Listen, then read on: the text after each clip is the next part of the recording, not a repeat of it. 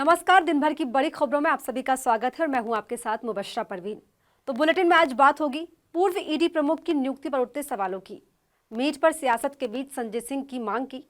देखेंगे कर्नाटक में बीजेपी के खिलाफ खुले नए मोर्चे को, महकुम मुआवजे पर हुए खुलासे को, और बुलेटिन के आखिर में जानेंगे ट्रंप की भारत पर एक और बड़े एक्शन को। इन सभी मुद्दों पर आज चर्चा करेंगे, लेकिन उससे पहले एक नजर अब तक की हेडलाइंस पर। संसद में बोलने न देने के राहुल गांधी के दावे पर संजय राउत का बड़ा बयान, कहा लोकतंत्र के लिए खतरनाक समय। स्पीकर ओम बिरला की भी की आलोचना। सपा सांसद रामजी लाल सुमन के आवास पर हमले के मुद्दे पर राज्यसभा में हंगामा, विपक्ष ने सदन से किया वॉकआउट। राणा सांगा पर विवादित टिप्पणी का मामला। ओडिशा की राजधानी भुवनेश्वर में कांग्रेस कार्यकर्ता और पुलिस के बीच झड़प, हिंसक हुआ प्रदर्शन, पुलिस ने किया लाठीचार्ज। शिवसेना नेता उद्धव ठाकरे ने महाराष्ट्र की देवेंद्र फडणवीस सरकार पर उठाए सवाल, बोले कुणाल कामरा को नोटिस और राहुल सोलापुरकर पर चुप्पी। भाषा नीति और परिसीमन के मुद्दे पर दक्षिण का हल्ला बोल, स्टालिन बोले भाषा नीति और परिसीमन पर पूरे देश में गूंज रही आवाज, कहा घबरा गई है बीजेपी। और अब खबरें विस्तार से और बात करते हैं आज की सबसे बड़ी और अहम खबर की। संवैधानिक एजेंसियों पर विपक्ष अक्सर सरकार के इशारे पर काम करने का आरोप लगाता रहा है, खासकर चुनाव आयोग और ईडी इसके केंद्र में रहे।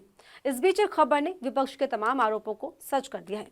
दरअसल ईडी के पूर्व प्रमुख संजय कुमार मिश्रा को पीएम का आर्थिक सलाहकार परिषद में बड़ी जिम्मेदारी दी गई है, जिस पर सवाल उठने लगे हैं। तो क्यों हो रहा है इसका विरोध, आइए जानते हैं इस रिपोर्ट में। जिस ईडी निदेशक के रूप में संजय कुमार मिश्रा का कार्यकाल उनके फैसलों और विवादास्पद पृष्ठभूमि के चलते चर्चा में रहा, अब उन्हीं को बड़ी जिम्मेदारी देते हुए प्रधानमंत्री के आर्थिक सलाहकार के परिषद में फुल टाइम मेंबर यानी पूर्णकालिक सदस्य के तौर पर नियुक्त कर लिया गया है। मंगलवार 26 मार्च की देर रात ये जानकारी आई कि केंद्र सरकार ने संजय मिश्रा की नियुक्ति कर दी है, जिस पर सवाल उठने लगे हैं। दरअसल मिश्रा का कार्यकाल काफी चर्चित रहा और उनका अंत भी कुछ हद तक अपमानजनक रहा। 2018 में उनके कार्यभार संभालने के बाद एजेंसी ने मनी लॉन्ड्रिंग की जांच को बहुत तेजी से आगे बढ़ाया। मिश्रा के कार्यकाल में की गई इस कार्यवाही ने ईडी को विपक्षी दलों के बीच नई सीबीआई का तमगा दिलाया, जिसके कई नेता एजेंसी के निशाने पर आए। इनमें कांग्रेस नेताओं सोनिया गांधी, राहुल गांधी, पी चिदम्बरम, झारखंड के सीएम हेमंत सोरेन से लेकर शरद पवार और जम्मू कश्मीर के पूर्व सीएम फारूक अब्दुल्ला को मिश्रा के कार्यकाल में ईडी की पूछताछ का सामना करना पड़ा था। इस तरह मिश्रा को दिए गए लगातार विस्तार ने इस धारणा को पुख्ता किया कि वो सरकार की रणनीति के तहत काम कर रहे हैं। मोदी सरकार ने भी मिश्रा को 5 साल तक ईडी निदेशक के पद पर बनाए जाने के लिए हर संभव प्रयास किया। जब उन्हें दिए गए पहले विस्तार को सुप्रीम कोर्ट में चुनौती दी गई, तो सरकार ने एक अध्यादेश लाया और बाद में संसद में एक विधेयक पारित किया, जिसमें ईडी और सीबीआई के निदेशकों को सशर्त 5 साल का कार्यकाल दिया गया। फिर नवम्बर 2022 में उनका कार्यकाल तीसरी बार तब तक अभूतपूर्व 1 साल के लिए बढ़ा दिया गया।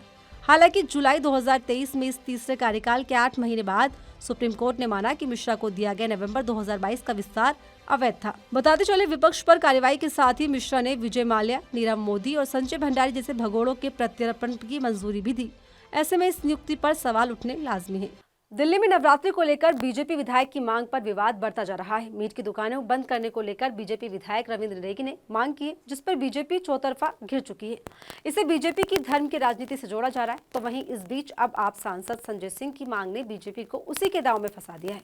तो क्या है पूरा मामला और क्या है संजय सिंह की मांग, देखिए इस रिपोर्ट में। दिल्ली में मीट की दुकानों को लेकर एक बार फिर सियासती बवाल मचता हुआ नजर आ रहा है। बीजेपी विधायक रविंद्र नेगी और कर्नेल सिंह ने नवरात्रि के दौरान मीट की दुकानों को बंद करने की मांग की है। इस पर अब आम आदमी पार्टी के सांसद संजय सिंह ने बड़ा बयान दिया। दरअसल आप सांसद संजय सिंह ने बीजेपी को उसी की भाषा में जवाब देते हुए कहा कि अगर बीजेपी के नेताओं में हिम्मत है तो केएफसी जैसी बड़ी चेन को बंद कराए। उन्होंने ये भी कहा कि बीजेपी नेताओं के रेस्टोरेंट से जहां मीट और मुर्गा बिकता है। संजय सिंह ने सवाल उठाया कि अगर हिम्मत है तो बीजेपी नेताओं की दुकानें भी बंद करवाई जाए। इसी के साथ संजय सिंह ने बीजेपी पर बड़ा आरोप लगाया कि वो गरीबों की दुकानों को तोड़कर बहादुरी दिखाने की कोशिश कर रही है। इतना ही नहीं, पीएम मोदी को निशाने पर लेते हुए संजय सिंह ने कहा, एक तरफ ये मीट की दुकानों को बंद करने की बात कर रहे हैं, वहीं दूसरी तरफ पीएम मोदी सौगातें मोदी बांट रहे हैं। सीएम रेखा गुप्ता हो या सीएम योगी आदित्यनाथ, उन्हें भी पीएम मोदी की किट को लेकर जाना पड़ेगा। मोदी जी का किट लेकर या लोग मुस्लिम भाइयों के पास नहीं जाएंगे। एक तरफ तुम्हारे नेता सौगाते मोदी का आयोजन कर रहे हैं, एक तरफ तुम्हारे नेता और आरएसएस के लोग इफ्तार का आयोजन कर रहे हैं। रेखा गुप्ता हज कमेटी के इफ्तार पार्टी में शामिल हो रही हैं, एनडीए के लोग इफ्तार पार्टी का आयोजन भी कर रहे हैं और दूसरी तरफ इस तरह की बातें की जा रही हैं। बीजेपी दोहरी राजनीति करके खुद को ही मुसीबत में डाल रही है। उत्तर प्रदेश की तर्ज पर दिल्ली में भी धार्मिक सौहार्द खराब करने की कोशिश हो रही है, जिस पर विपक्ष बीजेपी पर हमलावर हो गया है। संजय सिंह की मांग ने दिल्ली में बीजेपी सरकार को टेंशन में भी डाल दिया है। बीजेपी इस वक्त चारों तरफ से अपनों की बगावत से जूझ रही है। पार्टी के नेता विधायक अपनी ही सरकारों के खिलाफ खड़े हैं, जिस पर सवाल उठ रहे हैं कि क्या बीजेपी में सच बोलना अब जुर्म हो गया। नंदकिशोर गुर्जर से लेकर टी राजा सिंह तक पार्टी से नाराज चल रहे हैं।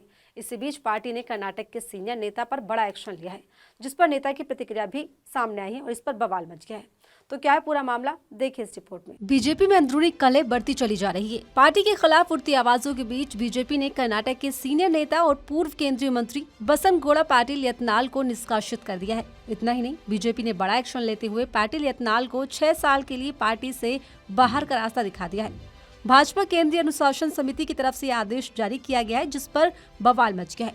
पार्टी के एक्शन पर पाटिल ने तीखी प्रतिक्रिया दी। उन्होंने सोशल मीडिया हैंडल एक्स पर पोस्ट शेयर करते हुए आरोप लगाया है कि उन्हें पार्टी के भीतर वंशवाद की राजनीति और भ्रष्टाचार के खिलाफ बोलने के लिए सजा दी गई है। उन्होंने दावा किया है कि उन्होंने सुधारों की वकालत करने, सत्तावादी नेतृत्व को चुनौती देने और उत्तरी कर्नाटक के विकास की मांग करने के लिए निशाना बनाया जा रहा है। उन्होंने जोर देकर कहा कि कुछ निहित स्वार्थों ने अपने खुद के एजेंडे को पूरा करने के लिए उनके निष्कासन की साजिश रची। इतना ही नहीं, बीजेपी के खिलाफ सख्त रुख अपनाते हुए पाटिल ने कहा कि मुझे निष्कासन का फैसला भ्रष्टाचार, पारिवारिक राजनीति, उत्तरी कर्नाटक के विकास और हिंदुत्व के खिलाफ मेरी लड़ाई को नहीं रोकेगा। मैं उसी जोश और दृढ़ता के साथ अपने लोगों की सेवा करने में जारी रहूंगा। बता दें, बसनगौड़ा पाटिल पिछले काफी समय से कर्नाटक भाजपा के अध्यक्ष BY विजेंद्र के खिलाफ मोर्चा खोले हुए थे, जिस वजह से उनके खिलाफ अनुशासनात्मक कार्रवाई की गई। दिसंबर 2023 में उन्होंने आरोप लगाया कि कोविड-19 महामारी की पहली लहर के दौरान येदियुरप्पा सरकार के तहत 40,000 करोड़ की अनियमितताएं हुई। उन्होंने पहले चेतावनी दी थी कि अगर उन्हें निष्कासित किया गया तो वो इन कथित वित्तीय गड़बड़ियों को उजागर करेंगे। इसके अलावा यत्नाल ने वक्फ बिल में अमेंडमेंट के बारे में जन जागरूकता अभियान का प्रस्ताव भी रखा था, लेकिन कई भाजपा नेताओं ने उनकी पहल का विरोध किया और पार्टी को अब एक्शन लेना पड़ा। सवाल उठ रहे हैं कि पाटिल के खिलाफ तो एक्शन ले लिया गया, उधर यूपी के लोनी के विधायक नंदकिशोर गुर्जर और तेलंगाना के गोशा महल से टी राजा सिंह भी पार्टी के खिलाफ मोर्चा खोले हुए हैं। ऐसे में देखना होगा कि बीजेपी आगे अपने खिलाफ खड़े विधायकों और नेताओं पर क्या एक्शन लेती है। इसी साल 29 जनवरी को प्रयागराज महाकुंभ में भगदड़ मच गई थी, जिसमें कई श्रद्धालुओं की जान चली गई थी। भगदड़ के कुछ घंटों बाद सीएम योगी आदित्यनाथ ने जांच के आदेश के साथ ही मृतकों के परिजनों को मुआवजा देने का ऐलान किया था, लेकिन मुआवजे को लेकर एक बड़ा खुलासा हुआ है, जिसे लेकर योगी सरकार पर फिर से सवाल खड़े हो गए। तो क्या है पूरा मामला, देखिए इस रिपोर्ट में। महाकुंभ की व्यवस्थाओं और 29 जनवरी को हुई भगदड़ घटना पर पहले ही यूपी की योगी और केंद्र की मोदी सरकार सवालों से घिरी हुई थी कि अब हादसे को लेकर दिए जाने वाले मुआवजे पर भी योगी सरकार पर आरोप लग गए हैं। बता दें, प्रयागराज में इस साल आयोजित हुए महाकुंभ में संगम नोज के पास हुई भगदड़ में 30 से ज्यादा लोगों की जान चली गई थी। हादसे में जान गंवाने वाले लोगों के लिए योगी सरकार ने 25 लाख रुपए के मुआवजे का ऐलान किया था, लेकिन अब खुलासा हुआ है कि 2 महीने बीतने के बाद भी कई परिवार ऐसे हैं जिन्हें अब तक एक भी पैसा नहीं मिला और जिन्हें मिला है उन्हें सिर्फ 2.5 लाख रुपए मिले हैं। उन्हें ये समझ नहीं आ रहा कि ये पैसे उन्हें किस बात के मिले हैं, क्योंकि मुआवजा तो 25 लाख का घोषित किया गया था। अधिकारी भी इस बारे में साफ साफ बात करने से कतरा रहे हैं। दरअसल इंडियन एक्सप्रेस की एक रिपोर्ट में ऐसे कई परिवारों से बात की गई है और दावा किया गया है कि जिनके घर में किसी की जान भगदड़ के दौरान गई, परिवार का कहना है कि उन्हें पैसा नहीं दिया गया। अधिकारियों से बात करते हैं तो इस पर वो चुप्पी साध लेते हैं। रिपोर्ट में ये भी दावा किया गया है कि पश्चिम बंगाल में भी कई लोगों को सिर्फ 2.5 लाख रुपए मिले हैं। वहीं इस बारे में जब इंडियन एक्सप्रेस ने मेला अधिकारी से बात की तो उन्होंने बताया कि भगदड़ में जान गंवाने वाले लोगों के परिवार को मुआवजा भेज दिया गया है। कुछ परिवारों के साथ समस्या हुई है, जिसका समाधान किया जा रहा है। वहीं प्रयागराज के जिला मजिस्ट्रेट रविंद्र कुमार मंदार से इस बारे में पूछा गया तो वो कोई जवाब नहीं दे पाए, जिस पर योगी सरकार फिर निशाने पर आ गई है। पहले ही विपक्ष इस घटना में जान गंवाने वालों के सही आंकड़ों की मांग कर रहा है। संसद से सड़क तक इस मुद्दे पर बहस छिड़ी हुई है। इस बीच मुआवजे को लेकर इतने बड़े दावे और खुलासे ने योगी सरकार को कटघरे में खड़ा कर दिया है। बता दें, प्रयागराज के महाकुंभ में 29 जनवरी को मौनी अमावस्या स्नान के मौके पर भगदड़ मच गई थी। आधिकारिक आंकड़ों के हिसाब से इस दौरान 30 लोगों की जान गई थी और कई घायल भी हुए थे। रेसिप्रोकल टैरिफ को लेकर भारत और अमेरिका के व्यापारिक संबंधों में उथल-पुथल मची हुई है। एक हफ्ते के बाद ये टैरिफ लागू किए जाने, लेकिन इससे पहले ही अमेरिका की खुफिया एजेंसी ने भारत पर बड़ा आरोप लगा दिया है। तो टैरिफ पर विवाद के बीच भारत पर क्या है ट्रंप का नया एक्शन, देखिए इस रिपोर्ट में। रेसिप्रोकल टैरिफ को लेकर मच रहे शोर के बीच अमेरिकी राष्ट्रपति डोनाल्ड ट्रंप ने भारत के खिलाफ एक और बड़ा एक्शन लिया है। फेंटेनाइल की तस्करी में अमेरिका अब तक सिर्फ चीन, मैक्सिको और कनाडा का नाम ही लेता आया है, लेकिन अब पहली बार अमेरिका की खुफिया एजेंसी ने इस मामले में भारत का नाम भी जोड़ दिया है और अमेरिका की एनुअल थ्रेट असेसमेंट में फेंटेनाइल की तस्करी में मदद करने वाले देशों में भारत को चीन के साथ रखा गया है। बता दें, फेंटेनाइल एक पेन किलर है, लेकिन कुछ अमेरिकी इसे नशीली दवा के तौर पर लेते हैं। जानकारी के मुताबिक इसके ओवरडोज की वजह से अमेरिका में 12 महीने में 52,000 लोगों की जान गई है। अमेरिका के उपराष्ट्रपति जेडी वेंस ने भी हाल ही में इसको लेकर चिंता जाहिर की थी। उन्होंने कहा था कि कनाडा में सीमा पार में फेंटेनाइल की तस्करी में भारी बढ़ोतरी देखी गई है। अमेरिका इसके लिए चीन पर भी आरोप लगाता रहा है। दावा किया जाता है कि इसे बनाने के लिए केमिकल्स चीन से आते हैं। अमेरिकी एजेंसियों का आरोप है कि अमेरिका में तस्करी किए जाने वाले सभी फेंटेनाइल संबंधित पदार्थों का मुख्य स्रोत चीन है। इन दवाओं को सीधे अंतर्राष्ट्रीय कुरियर सर्विस के जरिए सप्लाई करने के बजाय पहले उसके रासायनिक घटकों को चीन से मैक्सिको भेजा जाता है। वहां उन्हें फेंटेनाइल में बदला जाता है और फिर उसकी तस्करी की जाती है।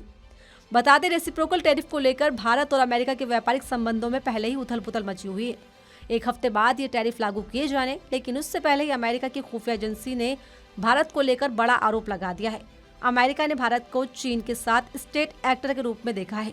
तुलसी गबार्ड के दफ्तर से जारी रिपोर्ट में कहा गया है कि यूं तो मैक्सिको के आपराधिक संगठन भारी मात्रा में अवैध ड्रग की तस्करी के काम में लगे हुए हैं, लेकिन उनके लिए केमिकल्स भारत और चीन जैसे देशों से आते हैं।